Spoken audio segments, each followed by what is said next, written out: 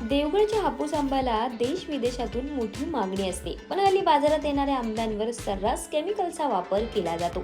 शिवाय हे आंबे केमिकल्स मध्ये पिकवलेले असल्यामुळे त्याचा आपल्या आरोग्यावरही परिणाम होतो. मग अनेकदा लोकांना प्रश्न पडतो की आता हे केमिकल किंवा पावडर युक्त आंबे कसे ओळखायचे. तर जाणून घेऊयात. आंबा जर नैसर्गिक पद्धतीने पिकवला असेल तर तो हलक्या पिवळ्या रंगाचा किंवा हिरवा असतो, तर केमिकलने पिकवलेले आंबे हे पिवळे असतात. तसंच त्यावर हिरवे चट्टे दिसून येतात. तसंच तुम्ही दुसराही पर्याय अवलंबू शकता. आंबे पाण्याने भरलेल्या बादलीत किंवा बकेटमध्ये टाका. जर आंबे तळाला गेले तर ते नैसर्गिक पद्धतीने पिकवले गेले आहेत असं समजा. पण जर हे आंबे पाण्यावर तरंगले तर त्यात केमिकलचा वापर केला गेला आहे असं समजा. केमिकलने पिकवलेल्या आंब्यावर सफेद मार्क असतात. पण जर तुम्हाला निळ्या रंगाचे स्पॉट असलेला आंबा दिसला तर त्याला अजिबात खरेदी करू नका. रसायनांनी पिकवलेल्या आंब्याला फारच कमी सुगंध असतो, पण नैसर्गिकरित्या पिकवलेल्या आंब्याला गोड गंध असतो.